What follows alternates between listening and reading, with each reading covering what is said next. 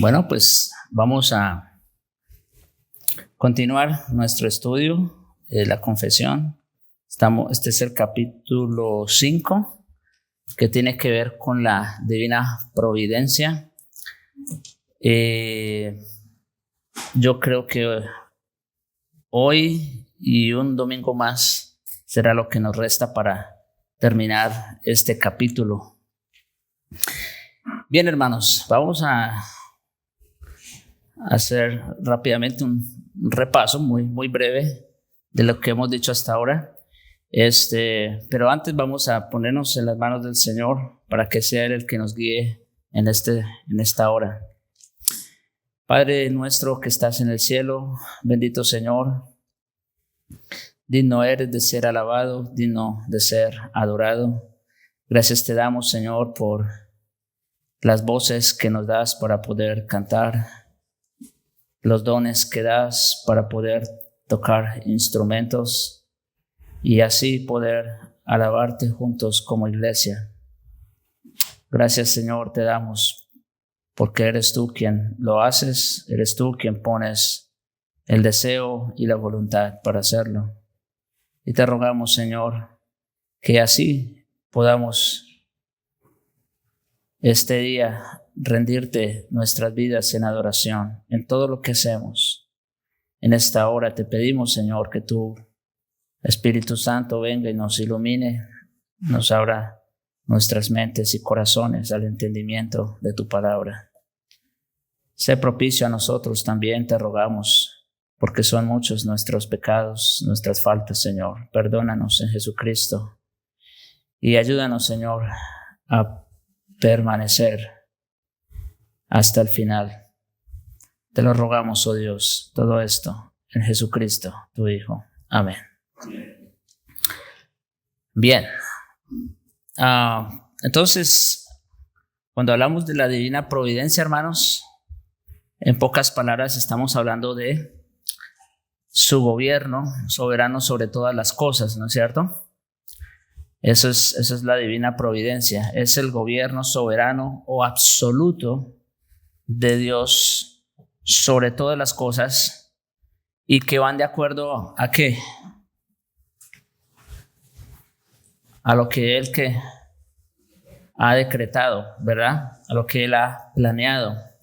Muy bien. Rápidamente, el autor de la divina providencia, pues ¿es quién? Es Dios. Muy bien. El fundamento o en qué se basa su providencia, en su infinito poder y sabiduría.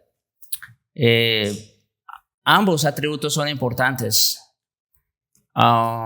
porque Dios no solo tiene poder para hacer lo que le place, pero también Él sabe qué es lo que más lo glorifica, ¿no es cierto? Muy bien. La esencia de la providencia, o sea, ¿en qué consiste la divina providencia? En pocas palabras, ahí está. ¿Qué hace Dios? Parece que solo viene un hermano. ¿Qué hace Dios? Dirige, sostiene, dispone y gobierna. Dispone, cuando hablamos de dispone, es que Él dispone todas las cosas, todas las circunstancias para que se lleve a cabo lo que Él ha decretado. Muy bien. Los objetos de la providencia, ¿quiénes son objetos de este gobierno soberano? Todas las criaturas, desde la más pequeña hasta la más grande. Bien, hermanos, este es importante. Las causas determinantes. ¿Qué hace que suceda todas las cosas? Su presencia, ¿verdad? ¿Qué quiere decir presencia? Conocimiento previo, exacto. Conocimiento de todas las cosas, pero sobre todo su libre e inmutable consejo, ¿verdad? De tal manera que todas las cosas van a pasar sí o sí de acuerdo a lo que Él ha planeado. ¿Y cuál es la meta de la providencia? Como en todas las cosas. Muy bien. Ok, hermanos. Cuando hablamos de la providencia, nosotros sabemos que Dios hace uso de los medios, o sea, Dios ha establecido causas secundarias para que ocurran todas las cosas de acuerdo a lo que Él ha planeado. Eso se llama medios, ¿verdad? Por ejemplo, y bueno, sí, es un ejemplo que tiene que ver con la obra de la salvación, pero ¿cuál es el medio por el cual el evangelio, Dios ha establecido que el evangelio llegue a otras personas? ¿Cuál? La predicación de la palabra. No hay otra manera. ¿Cómo cree? La fe viene por el oír y el oír por la palabra de Dios. ¿Y cómo oirán? Dice también Pablo, si no hay quien les predique. Muy bien. Entonces, eso tiene que ver con el uso de los medios. Sin embargo, hermanos, hay que decir que Dios, quien es soberano, Él tiene la libertad de orar sin ellos, por encima de ellos y aún en contra de ellos. ¿Sí? Dios tiene esa libertad de hacerlo cuando así le place. No cuando otros se lo piden. Y esto me recuerda la vez que se le acercaron un grupo de personas, los fariseos, diciéndole, muéstranos señal y creeremos en ti, ¿recuerdan? Y, o sea, el problema no era falta de señal. Él ya había hecho todas las señales posibles. Ese no era el problema. Entonces, ¿qué vemos aquí? Que Dios cuando quiere, obra sin ellos, por encima de ellos o incluso en contra de ellos. Bien, vamos a ver. Ya hablamos también del hecho del pecado con relación a la providencia. Quedó claro entonces, yo espero, que Dios, por un lado, es soberano sobre todas las cosas, incluso sobre el pecado. Él tiene el control y debe ser así, porque si Dios no tiene control sobre el pecado, quiere decir que el control está fuera, que el pecado está fuera de su alcance. Y eso sería ni pensar, ¿no? Sería el mayor caos. Pero no, Dios tiene control sobre las acciones pecaminosas tanto de los seres humanos como de los ángeles caídos. Todo, absolutamente. Pero por otro lado también Dios es santo. ¿Sí? Entonces Dios no solo ha establecido o ordenado ciertas acciones pecaminosas, pero Él es santo. Y Él no tiene relación con nadie que esté en pecado. Entonces, las dos cosas son verdad. Aquí es donde apelamos a ese principio hermenéutico de que cuando vemos dos verdades aparentemente contrarias o antinomias, no es que una quita la otra, no, sino que ¿qué? Se complementan, se suman. Muy bien. Ok, vamos a ver. Ya hablamos de eso. La última vez hablamos del hecho del pecado en sus hijos con relación a la providencia. ¿Recuerdan ustedes? Bueno, ahí está. ¿Qué propósitos o con qué propósitos Dios permite el pecado en sus hijos? ¿Recuerdan algo de lo que vimos? Eso fue la última vez. Dios muchas veces permite el pecado para revelar pecados ocultos, ¿no es cierto? Como les decía, a veces creemos que no podemos ser tan malos, pero Dios entonces permite que salga el pecado a la luz. ¿Qué más? Para humillarlos también, exactamente, para humillarlos. Para hacerlos más dependientes de Él, ¿no es cierto? Dios en su soberanía, hermanos, ha establecido que mientras estemos aquí de este lado de la eternidad, todavía tengamos un pecado remanente. Y eso no es excusa para perseverar en el pecado, como dice Pablo en Romanos 6, en ninguna manera, ¿verdad? Pero por otro lado, el Señor lo hace así para hacernos más dependientes de Él. Como Pablo exclama en el capítulo 7, precisamente en el contexto de la lucha con el pecado, cuando dice: miserable de mí, ¿quién me librará de este cuerpo de muerte? Y luego, ¿cómo termina? Gracias doy a Dios por Jesucristo. Entonces Dios permite el pecado para hacernos más dependientes. ¿Qué más?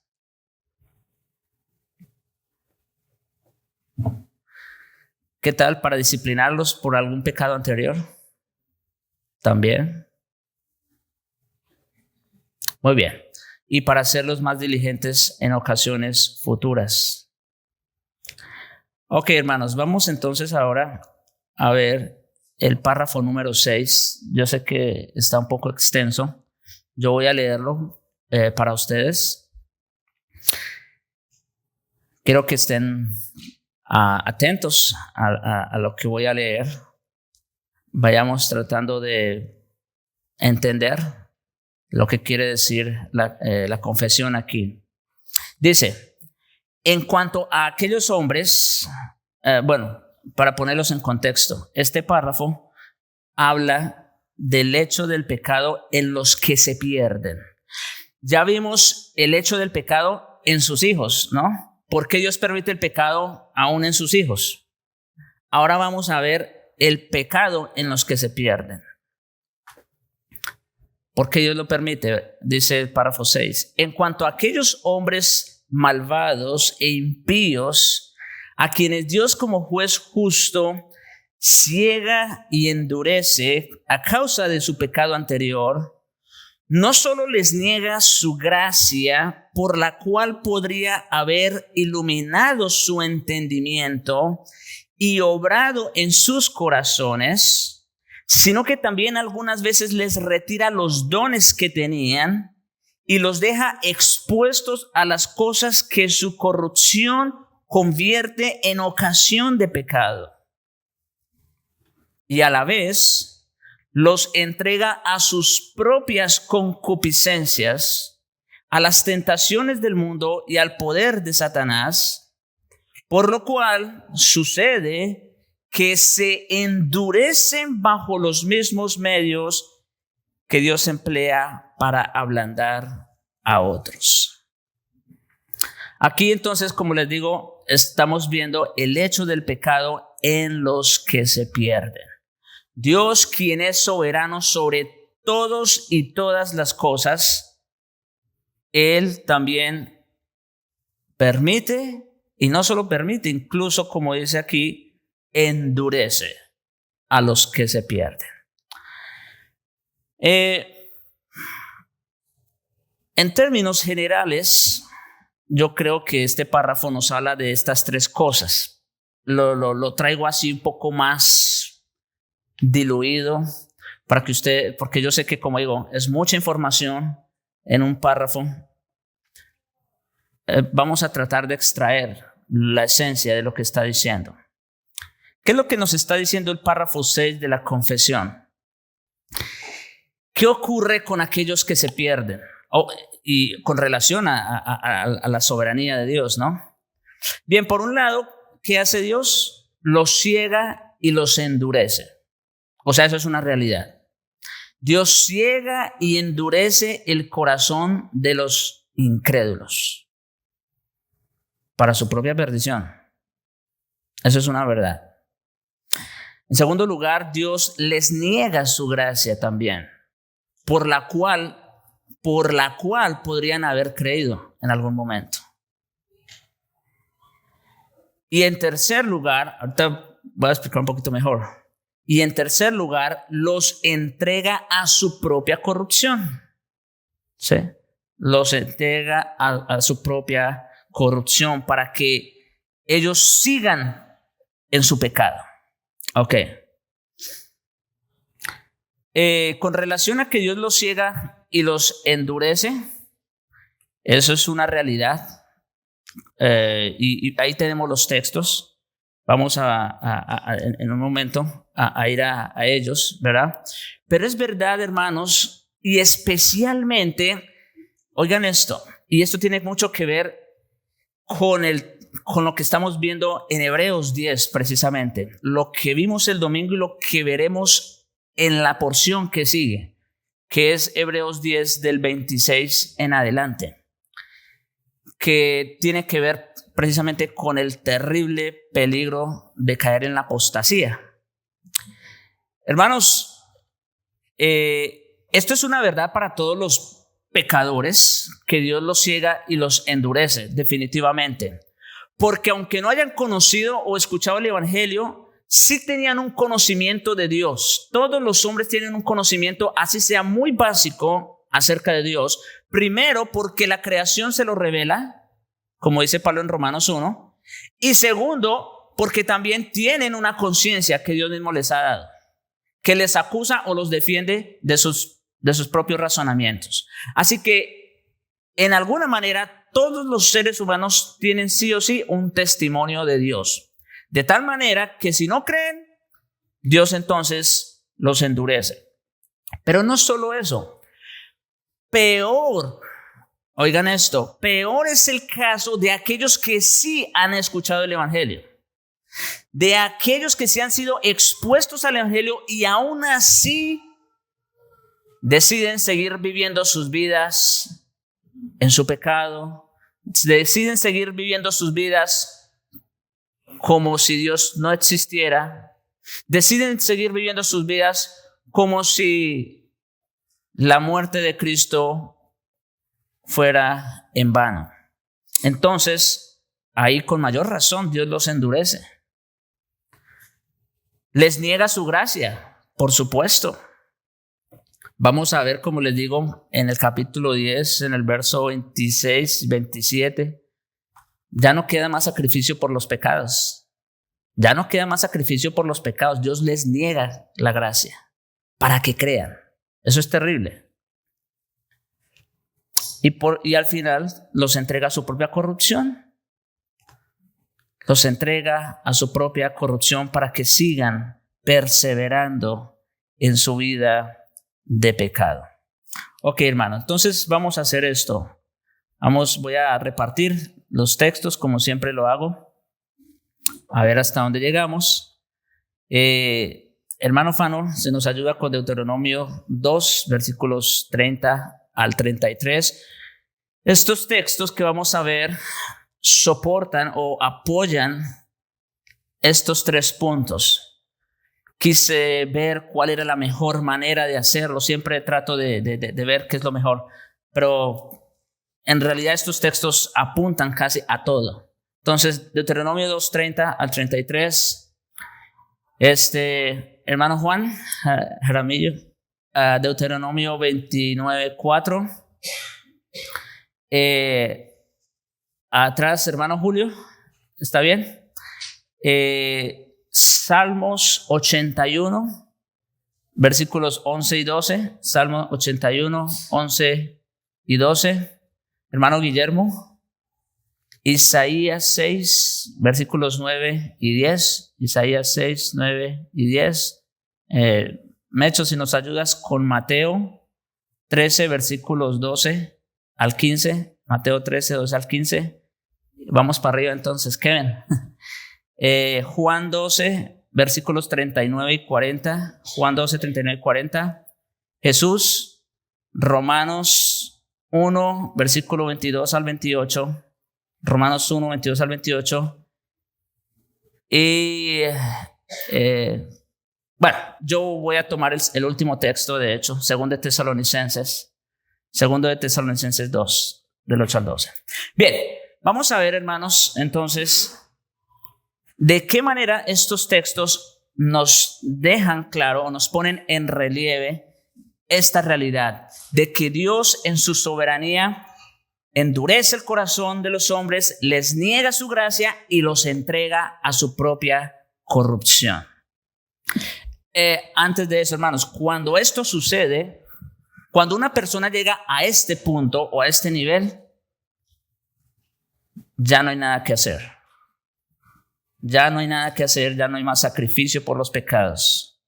Vamos a ver entonces Deuteronomio 2, 30 al 33. Deuteronomio 2, 30-33. Mas Sehón, rey de Hesbón, no quiso que pasásemos por el territorio suyo, porque Jehová tu Dios había endurecido su espíritu y obstinado su corazón para entregarlo en tu mano como hasta hoy. Y me dijo Jehová: he aquí, yo he comenzado a entregar delante de ti a Sehón y a su tierra. Comienza a tomar posesión de ella para que la heredes. Y nos salió Sehón al encuentro, él y todo su pueblo, para pelear en Jahaza. Mas Jehová nuestro Dios lo entregó delante de nosotros, y lo derrotamos a él y a sus hijos y a todo su pueblo. Muy bien. ¿Qué vemos en primer lugar con este rey amorreo? En el versículo 31.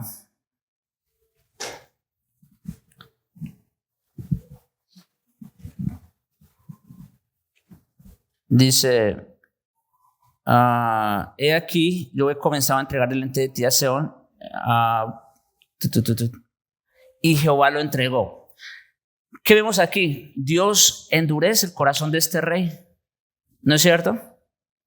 Dios lo endurece en el versículo 30, perdón, es el versículo que estaba buscando. Dice, porque Jehová tu Dios, ¿qué? Había endurecido su espíritu y obstinado su corazón para entregarlo en tu mano como hasta hoy. ¿Qué vemos aquí? Un rey malvado, un rey impío. Él, su pensado, como siempre, estos reyes, es destruir naciones o conquistar pueblos, pero en realidad lo que Dios estaba haciendo, ¿qué era? Endureciendo su corazón. Endureciendo su corazón. ¿Y con qué fin? En este caso en particular, ¿qué sucedió con Sehón y con su pueblo? Para entregarlo en manos de Israel, exactamente, para su propio castigo. Deuteronomio 29, 4, hermano. Pero hasta hoy Jehová no os ha dado corazón para entender, ni ojos para ver, ni oídos para oír. Estas palabras ¿a quién fueron dichas? Versículo 2. A Israel. A Israel. Y me llama la atención por lo que dice el versículo que leyó el hermano Juan. Dice, pero hasta hoy, le está diciendo a Israel, Jehová no os ha dado corazón para entender, ni ojos para ver, ni oídos para ver. Pregunta, hermanos, ¿por qué Moisés habla en esos términos?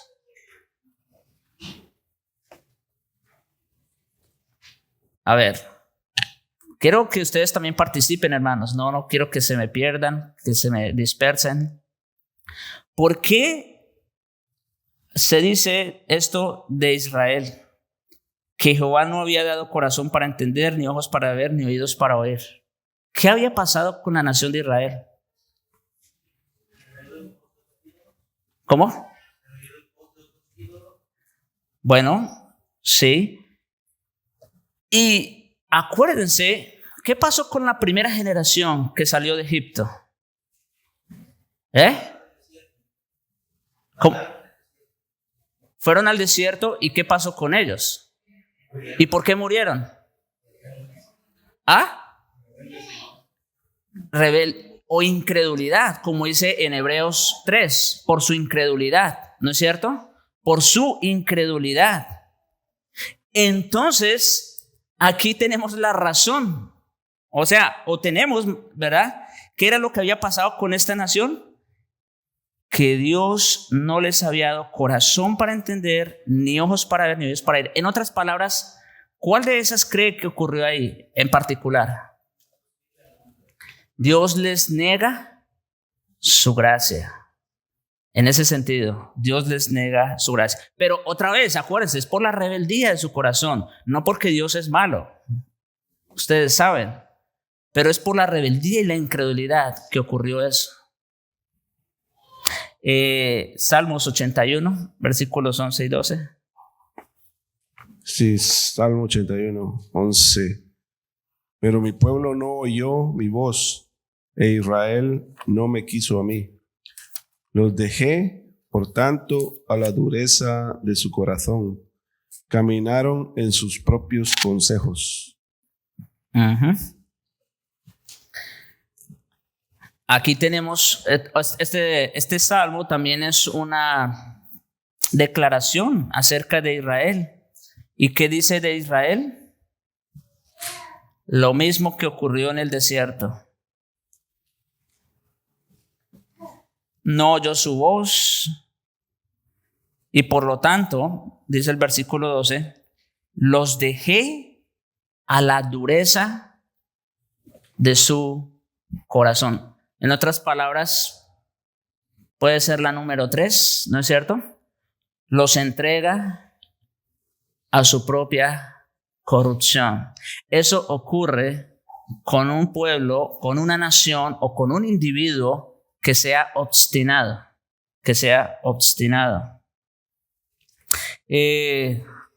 Isaías 6.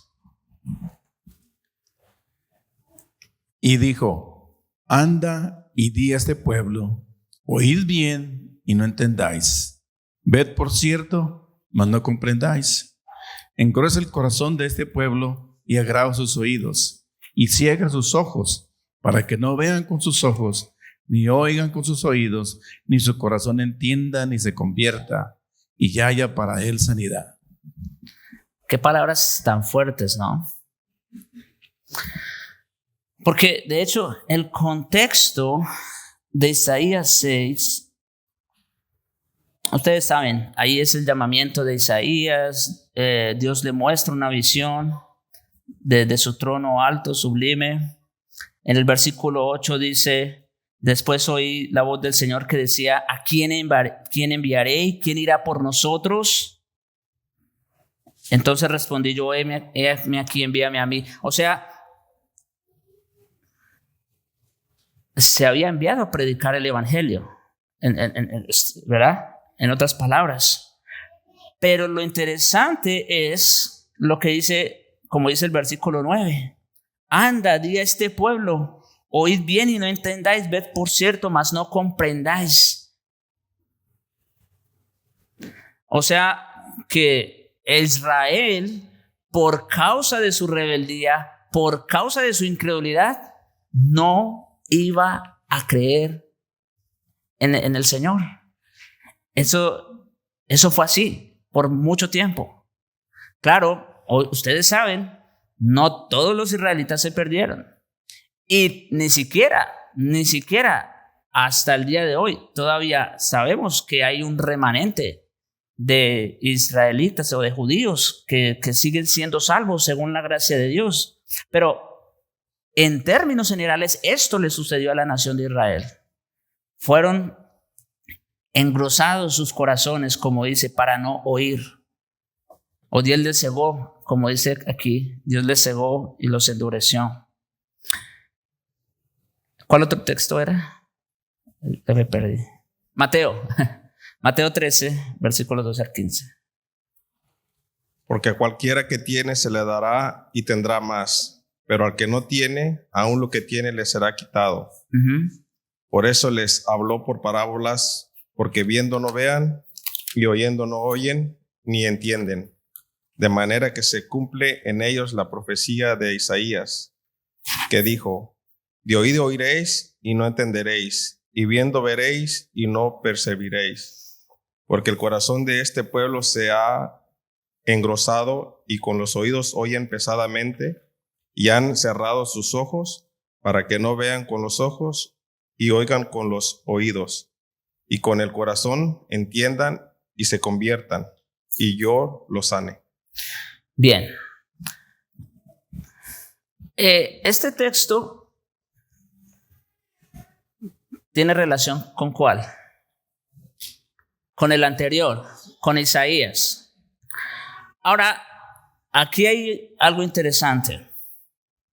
En Isaías es una profecía, ¿no es cierto? Isaías dice, ve y diles a este pueblo que serán endurecidos, que su corazón será engrosado, que no creerán y todo lo demás.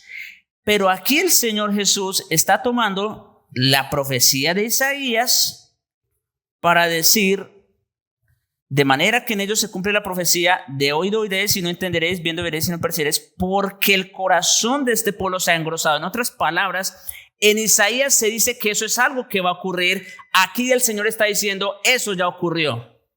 Este pueblo, se ha engrosado y con los oídos oyen pesadamente y han cerrado sus ojos. Sí, Dios les iba a cegar el entendimiento, pero ¿por qué causa? ¿Por qué razón?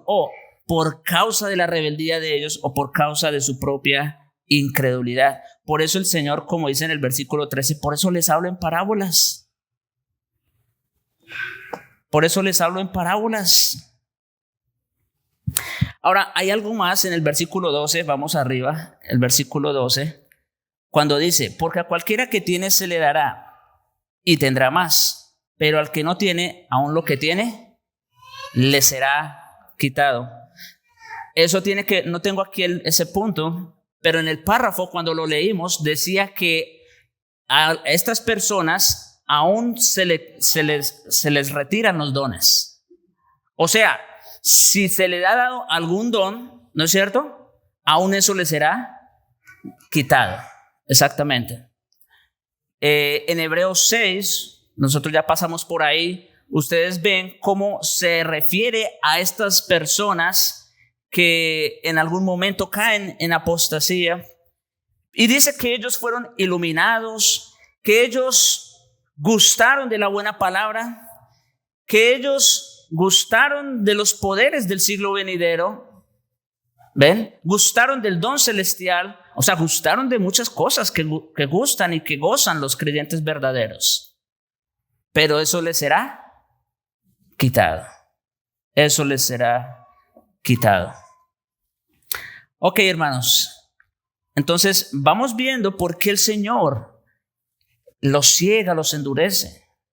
¿O por qué los entrega a su propia corrupción? Es por su propia rebeldía, por su propia incredulidad. Vamos ahora con Juan 12, arriba, Juan 12, 39 al 40. Por esto no podían creer, porque también dijo Isaías, cegó los ojos de ellos y endureció su corazón, para que no vean con los ojos y entiendan con el corazón y se conviertan y yo los sane. Vemos aquí otra vez un cumplimiento de lo que dijo Isaías, ¿no es cierto? Y el Señor, aquí el apóstol Juan, cuando escribe su evangelio, dice, por esto no podían creer. La luz vino al mundo y los hombres amaron más las tinieblas que la luz, porque sus obras eran malas. Noten otra vez, el problema no está en Dios. ¿El problema está en quién? En el hombre que ama más su pecado. Y por eso dice aquí Juan, por eso no podían creer. Y otra vez trae el texto de Isaías. Vamos viendo, de hecho, en estos textos, tanto de Isaías como de Mateo, aquí en Juan, que es el mismo contexto, vamos viendo no solo cómo Dios los ciega, los endurece, pero vamos viendo cómo Dios les niega su gracia. Otra vez. Eso es lo más terrible. Porque ya una vez Dios le niega su gracia a una persona, ya no hay nada que hacer. Romanos 1. Este es un texto que les mencionaba hace un momento. Romanos 1, del 22 al 28. Profesando ser sabios, se hicieron necios, y cambiaron la gloria del Dios incorruptible en semejanza de imagen de hombre corruptible, de aves, de cuadrúpedos y de reptiles, por lo cual también Dios los entregó a la inmundicia en las concupiscencias de sus corazones, de modo que deshonraron entre sí sus propios cuerpos, ya que cambiaron la verdad de Dios por la mentira, honrando y dando culto. Sí. honrando y dando culto a las criaturas antes que al Creador, el cual es bendito por los siglos. Amén. Por esto Dios los entregó a pasiones vergonzosas, pues aún sus mujeres cambiaron el uso natural por el que es contra naturaleza. Y de igual modo, también los hombres, dejando el uso natural de la mujer, se encendieron en su lascivia unos con otros, cometiendo hechos vergonzosos hombres con hombres y recibiendo en sí mismos la retribución debida a su extravío. Y como ellos no aprobaron tener en cuenta a Dios, Dios los entregó a una mente reprobada para hacer cosas que no convienen. Bueno, yo creo, hermanos, hasta aquí, como quiera, yo creo que ya habíamos visto unos textos claros que nos mostraban cómo Dios ciega, cómo endurece, cómo les niega su gracia y cómo los entrega a su corrupción. O sea, lo hemos visto solo como declaraciones o afirmaciones. Pero hermanos, yo creo que este texto de Romanos, sin duda alguna, es el más claro. ¿Cómo Dios puede entregar a la corrupción? ¿Cómo Dios puede entregar al hombre a su propia corrupción? ¿O cómo Dios los endurece? E incluso cómo les niega su gracia. Miren, para empezar, veamos lo siguiente. En el versículo 23 dice: y cambiaron la gloria del Dios incorruptible. Versículo 24, por lo cual Dios los entregó. Versículo 25, ya que cambiaron la verdad de Dios. Versículo 26, por esto Dios los entregó. Versículo 28, y como ellos no aprobaron tener en cuenta a Dios, Dios los entregó a una mente reprobada. Pregunta: ¿cuántas veces se ve que el hombre cambió, trocó o desechó el conocimiento de Dios? ¿Cuántas veces dice el texto aquí? Por lo menos. ¿Cuántas? 3 veces. 3 veces. Por eso les mostré los textos, para que ustedes los fueran viendo. 23, cambiaron la gloria de Dios. 25, cambiaron la verdad de Dios. Y 28, no aprobaron tener en cuenta a Dios. 3 veces. Y bueno, sin ser místico ni tampoco sin ser dogmático, pero ustedes saben, por lo general en las escrituras, cuando 3 veces se dice lo mismo, es porque no, o sea, no quiere decir que sea literalmente 3 veces. En realidad son muchas veces. Son muchas veces, repetidas veces. Miren, hermanos, escuchen esto.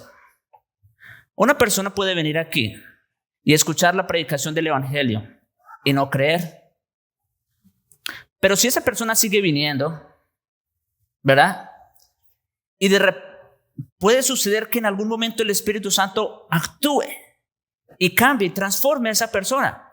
O sea, no se trata de que esa persona ya lo rechazó una vez, entonces ya no tiene ninguna opción, ya no tiene más remedio. No, eso no es lo que estamos diciendo.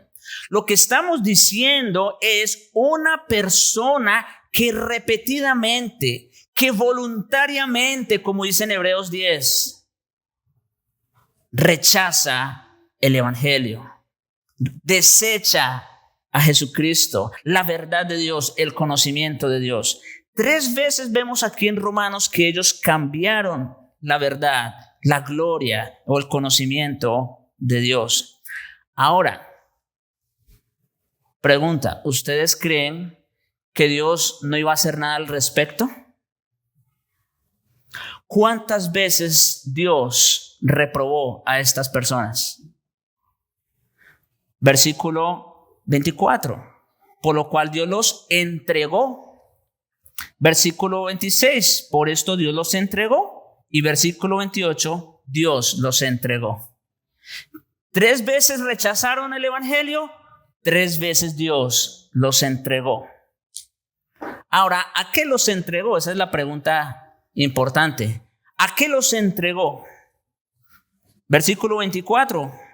A la inmundicia en las concupiscencias de sus corazones, de modo que deshonraron entre sí sus propios cuerpos. Noten, hermanos, en qué o hacia dónde nos está dirigiendo el texto. Versículo 26. Por esto Dios los entregó a pasiones vergonzosas, pues aún sus mujeres cambiaron el uso natural por el que es contra naturaleza, y de igual modo también los hombres, dejando el uso natural de la mujer, se encendieron en su lascivia unos con otros, cometiendo hechos vergonzosos hombres con hombres. Y versículo 28, Dios los entregó a una mente reprobada para hacer cosas que no convienen. Y a partir del versículo 29 hay una lista de cosas a las cuales Dios los entrega.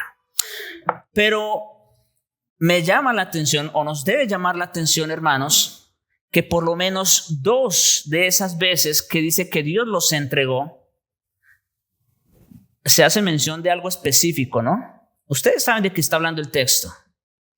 Sí, no solo está hablando de pecados en general. Sí, del versículo 29 en adelante, como digo, ahí hay una lista de pecados. Habla de injusticia, fornicación, perversidad, avaricia, maldad, envidia, homicidios, etc. Obviamente, pecados condenables, por supuesto que lo son.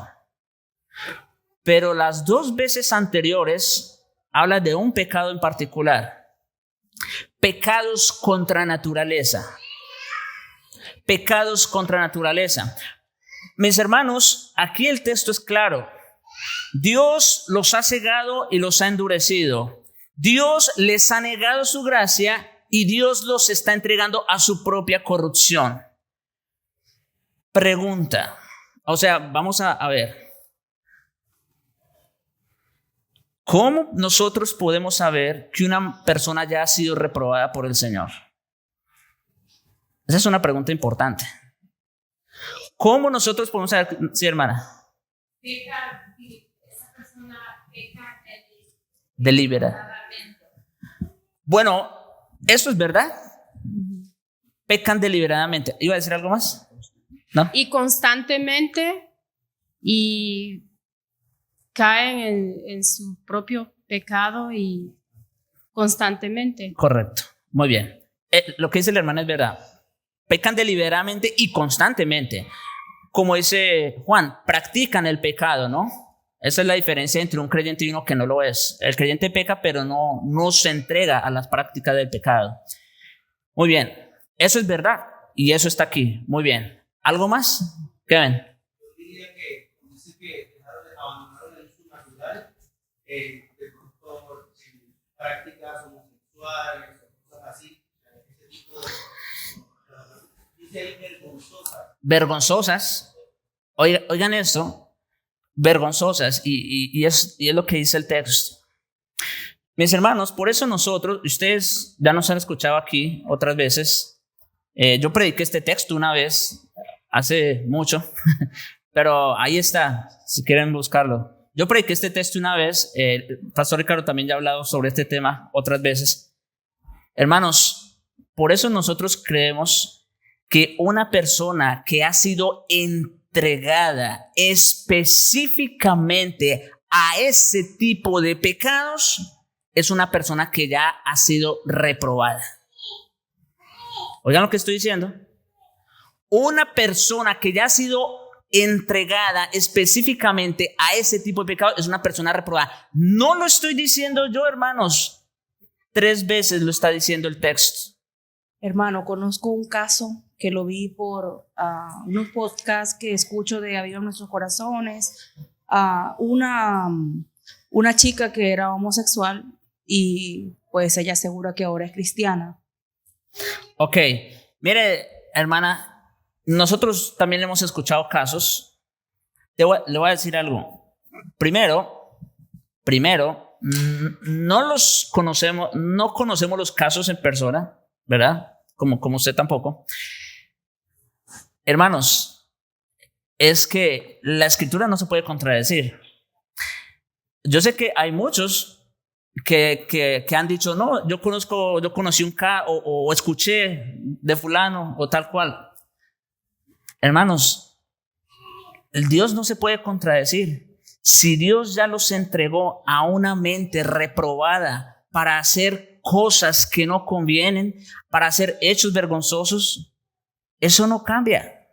Eso no cambia. O sea, Dios, hermanos, hay algo importante que quiero que ustedes entiendan.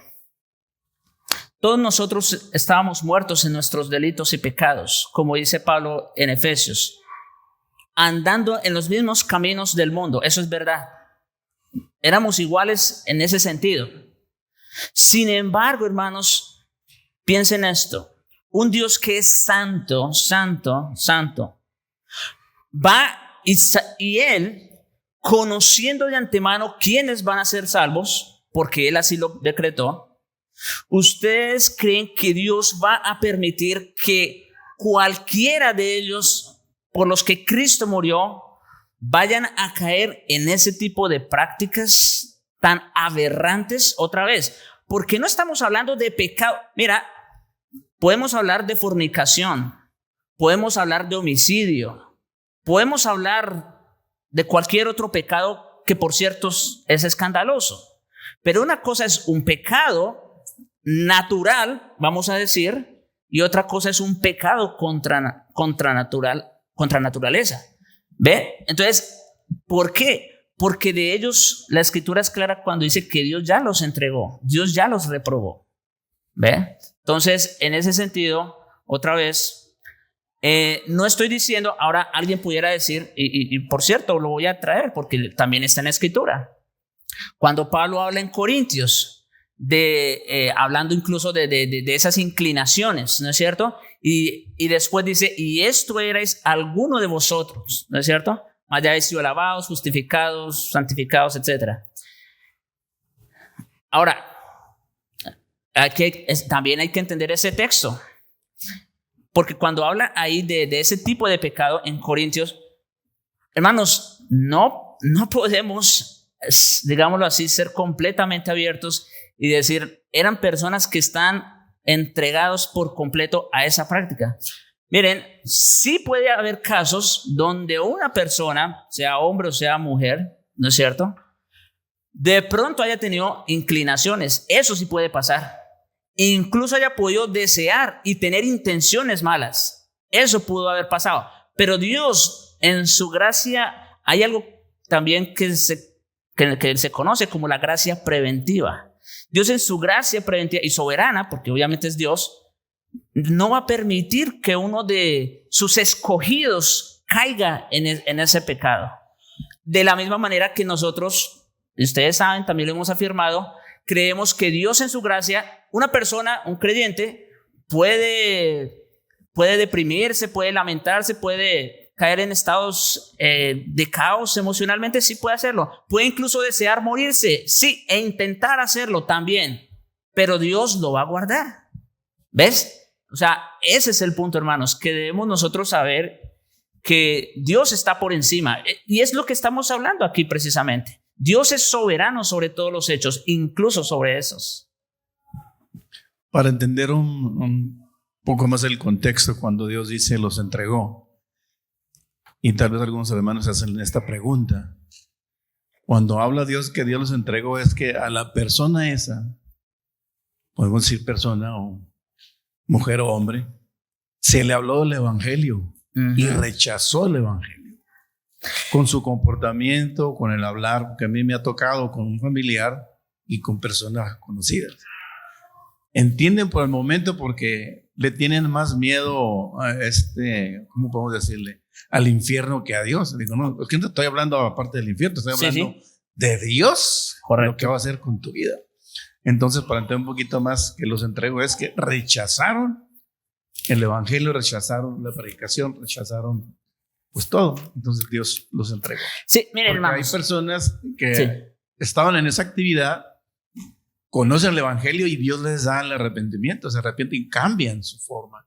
Inclusive hasta dan testimonio acerca de eso. Nomás quería comentar eso. Si estoy mal, me corrijo. Pues. Sí, mira, yo lo que estoy diciendo es, no se alarmen por lo que estamos diciendo. Escuchen esto. Yo solamente estoy diciendo que eso prueba su incredulidad y su rechazo al evangelio.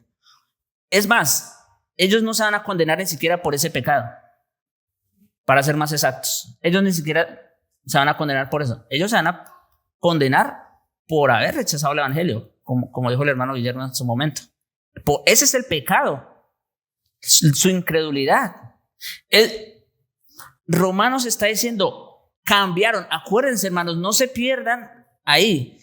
3 veces antes de que Dios los entregue a estas prácticas o a estos pecados, ellos antes hicieron algo. ¿Qué hicieron estos hombres? 3 veces cambiaron la gloria de Dios, rechazaron la verdad de Dios, no aprobaron tener en cuenta a Dios, lo rechazaron. Entonces, esto solo prueba lo que ya es una realidad. ¿Qué hace Dios como parte de un juicio? Porque de hecho, hermanos, en pocas palabras, Dios permite el pecado en los impíos como un juicio de parte de Dios. Eso es el pecado en los impíos. Es un juicio de parte de Dios. Aunque ellos piensan que están haciendo de las suyas y que están disfrutando de la vida en sus prácticas, en realidad ellos ya han sido entregados al juicio de Dios. Entonces, como les digo, eso no es por esa razón que ellos se van a condenar, no, es que ellos ya lo rechazaron. Y es por razón de que ellos lo han rechazado y que están en ese endurecimiento de corazón que Dios entonces los entrega a todas estas cosas. Sí, mira, hermanos, es que cuando se toca un tema, la palabra de Dios se compone de una serie de muchas doctrinas y enseñanzas, y ninguna de ellas contradice a otra. Para empezar, el texto tiene una palabra que es muy clave: en la concupiscencia de sus corazones. Lo que está diciendo es lo que dicen en otros textos. Dice, todo aquel que practica el pecado es del diablo. Créanle a Dios, hermano. Está hablando de personas que continuamente están practicando esas cosas. La concupiscencia del corazón, ese es del contexto cuando Dios le dice, cuando vimos en Tesalonicenses, que tengan a su mujer en santidad y honor, no como los gentiles, ¿verdad? Que no conocen al Señor. No, y dice, no en concupiscencia como los gentiles que no conocen al Señor. Una cosa es que se te sea permitido tener relaciones con tu esposa, y otra cosa es que no quieras hacer otra cosa. Cuando eres insaciable en esas cosas, terminas haciéndolo con quien sea y por donde quiera. Eso es concupiscencia. Una cosa es tomar vino y otra cosa es hacerte borracho. Una cosa es comer y otra cosa que seas un glotón. Eso es concupiscencia. O sea, y cuando dice la palabra no tomaron en cuenta a Dios, es el pecado de la impiedad. Cuando alguien dice, tú eres un impío, se enoja. ¿Qué es un impío? No tomar en cuenta a Dios. Hermanos, cada día los hombres viven agradando a la carne y a sus personas. No se preocupan por Dios en ninguna manera. Llegando a este caso, Dios los entrega, como dice aquí, a sus propias, a la concupiscencia, a su corrupción. Ahora, lo que dice Corintios no contradice a lo que dice acá. Como les dije yo, alguna persona pudo caer en un pecado de homosexualidad. ¿De eso? Sí, porque los homosexuales se meten con hombres y las lesbianas se meten con mujeres, a veces hasta casadas, que nunca llegan a ser lesbianas, y hombres que tienen una relación homosexual que nunca llegan a ser homosexuales. Pero un homosexual que en un estudio dice que practican entre 400 a 600 relaciones en su vida de pecado. ¿Tú crees que Dios los va a dejar cometer 400 veces relación y después, qué hora los salvo? La Biblia no se contradice. Entonces, y luego salen otra cosa, los casos. Yo vi un cristiano que sí, están en una iglesia que todo tiene menos iglesia. Lo que no entienden que Cristo dijo que va a haber muchos Cristos. Y sale una mujer predicando, hacen mucho dinero en las doctrinas de la prosperidad para sacarle más dinero a la gente, agarran un contenedor, lo llenan de bicicletas y comida, llegan a África, les avientan la comida a los morenitos, les dan de comer, les tocan música para que bailen y plantan una iglesia y dicen, wow, al rato vienen los musulmanes, matan a los niños. Mataron cristianos en África. El problema, ¿eran cristianos?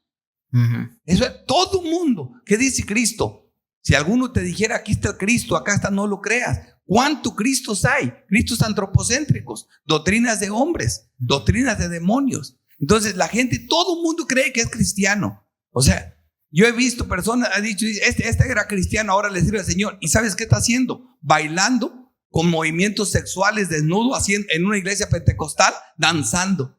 Se ve tan homosexual y tan asqueroso lo que está haciendo. Pues él era homosexual y ahora le sirve al Señor. Por Dios. ¿Me entiendes? O sea, ni siquiera ninguno en la iglesia, todos están igual. O sea que eso es lo que nos confunde la cabeza a nosotros. Pero la Biblia no se contradice, lo que Dios dice, lo dice. Y obviamente eso es claro. El que practica el pecado es del diablo. Sí. Ya eso es concupiscencia de su corazón. No tomaron en cuenta a Dios y por esa razón fueron entregados. No por un pecado que cometieron alguna vez. Exacto. ¿Verdad? Eso cambia todo. Y como dijiste bien claro, la gente va a ir al cielo no es porque no pecó, es porque creyó. Y la que no va a ir al cielo no es por su pecado, es porque no creyó. También es otra verdad que va por encima de todo. Sí. Pero sí, hermanos, eso que dijo Ricardo en ese momento, no creamos a todo el que dice que es creyente.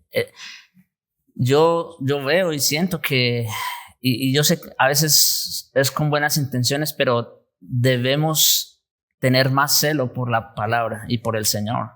No creer a todo el que dice, probar los espíritus, como dice Juan, si son del Señor, porque no todo el que dice Señor, Señor entrará en el reino. Mira, una cosa más, hermanos, cuando yo digo esto, no quiero que diga, es que el pastor Ricardo dice que no todos son creyentes. Miren, hermanos, las tres religiones falsas se categorizan, la Biblia las categorizó en tres, ¿verdad? Es Caín, Coré y Balaam, ¿me entienden? Y esas tres ya las hemos hablado, ahí están todas las religiones falsas. Ahora, ¿qué tienen en común Caín, Coré y Balaam? Los tres adoraban, los tres eran religiosos. O sea, eso es, la gente piensa que porque el diablo es religioso. El ser religioso está en el ADN. ¿Qué hace la gente en África cuando le rinde culto a los demonios? Ellos no dicen que es a los demonios, dicen que es a sus dioses. Todo el hombre ha sido religioso toda la vida. El problema, ¿a quién adoras? Es la única diferencia. Así es. Bien, hermanos, el tiempo se nos va. Solamente quería leer un último texto. No voy a leerlo todo, de hecho, en 2 Tesalonicenses 2, para terminar. Versículo del 10. Para que sepan, se lo voy a resumir. Está hablando de la manifestación del hombre de pecado o del anticristo. Nosotros sabemos, sí, hay un sistema anticristiano. Siempre han habido anticristos o precursores del anticristo, pero también creemos que va a haber uno final. Eso es verdad, pero no es nuestro tema ahorita. Sin embargo, lo que quiero que veamos es esto. Y con todo engaño de iniquidad, o sea, hablando del anticristo o de todos estos anticristos, etcétera, dice, y con todo engaño de iniquidad, ¿para quiénes? ¿Qué dice el texto? No lo tienen, ¿verdad? 2 Tesalonicenses 2, versículo 10. Para los que se pierden. Hermanos, en ese sentido, oigan lo que les digo, en ese sentido no debemos tener miedo nosotros de qué nos puede hacer el anticristo. Es para los que se pierden, por cuanto no recibieron el amor de la verdad para ser salvos. Lo mismo que hemos estado diciendo, no recibieron el amor de la verdad para ser salvos. Por esto Dios les envía un poder engañoso para que crean a la mentira. Y ahí dentro de esos grupos están muchos que dicen que son creyentes. Ahí están muchos que dicen ser creyentes. Pero en realidad, ¿qué es lo que está pasando? Dios les ha enviado un poder engañoso para que crean a la mentira. ¿Y por qué? Pero ¿por qué Dios no? Porque ellos mismos se encargaron de rechazarlo primeramente. No recibieron el amor de la verdad. Versículo 12, a fin de que sean condenados todos los que no creyeron a la verdad. Es por esa razón que van a ser condenados. Porque no creyeron a la verdad, sino que se complacieron en la injusticia. Mis hermanos, esa es la realidad de los impíos. Es muy lamentable y sobre todo, aquí de hecho yo no me estoy dirigiendo a la gente del mundo porque pues no están aquí. Yo me estoy dirigiendo a ustedes, específicamente, iglesia, visitantes o personas que llevan quizás días, meses o años, como les he dicho, pero que aún no se han consagrado al Señor, aún persisten en vivir en su vida de pecado. Es muy peligroso y están jugando con fuego. Están arriesgando sus propias vidas. ¿De qué les sirve ganar todo el mundo si al final van a perder sus propias almas? Mire, todo lo que ustedes pueden hacer en esta vida, lo máximo que van a durar son 40 años para disfrutarlo. Lo máximo. ¿Y después qué? ¿Y después qué? Que el Señor pues haga su obra, porque esa es la realidad de todo aquel que está fuera de Cristo. Oremos. Padre, gracias te damos, Señor, por tu palabra. Sabemos que hay algunas verdades que son más fuertes que otras, más dolorosas quizás, depende el caso. Pero todo es verdad, todo es tu palabra. Señor, te rogamos para que tú quieras obrar en aquellos que todavía, Señor, han estado endureciendo sus corazones durante todo este tiempo. Pero mientras están aquí, mientras están exponiendo a tu palabra, no sabemos, Señor, quieras tú tener misericordia de ellos y alcanzarlos en tu gracia. Antes, Señor, que sea demasiado tarde, antes que les niegues tu gracia. Te lo ruego, Señor, hazlo por amor de tu nombre. En Jesucristo. Amén. Amén.